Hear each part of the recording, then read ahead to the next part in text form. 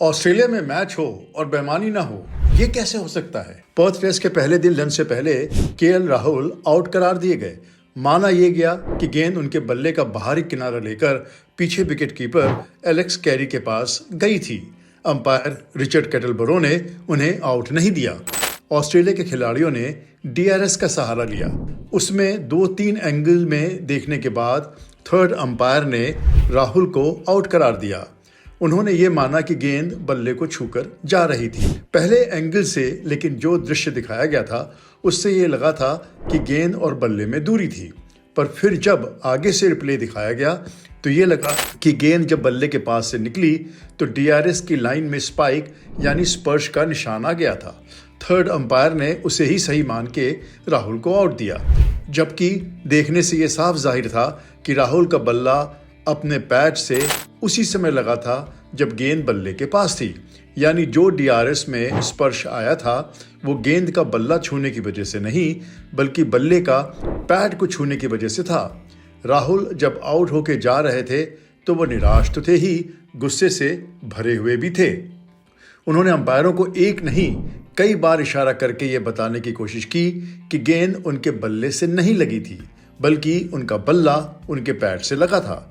लेकिन जब राहुल को आउट दे ही दिया गया तो उनके पास पवेलियन लौटने के अलावा कोई और चारा नहीं था।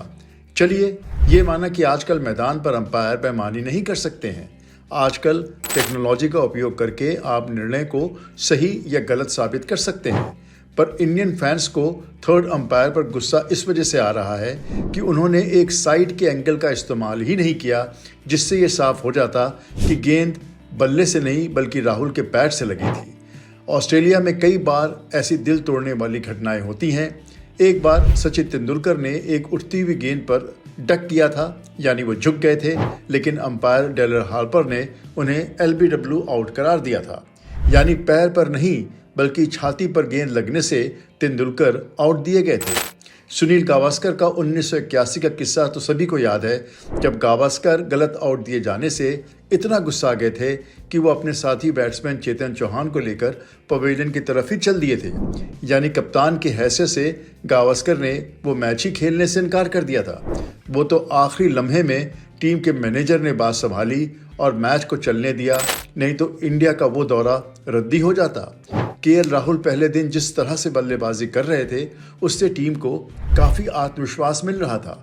ऐसा लग रहा था कि ऑस्ट्रेलिया के दौरे में पहले दिन टॉस जीतने पहले खेलने का निर्णय शायद गलत साबित ना हो, पर टीम इंडिया के सबसे सदे हुए बल्लेबाज को ही आउट करके मैच का पूरा समीकरण ही बदल दिया गया है। न केवल टीम इंडिया को नुकसान हुआ है बल्कि राहुल के कैरियर को भी एक झटका लगा है। राहुल अपने कैरियर के लिए जूझ रहे हैं, टीम इंडिया में बने रहने के लिए जूझ रहे हैं। ऐसे में लोग इस बात को नहीं देखेंगे कि राहुल को गलत आउट दिया गया। माना यही जाएगा कि राहुल ने बनाए तो सिर्फ 26 ही रन ना।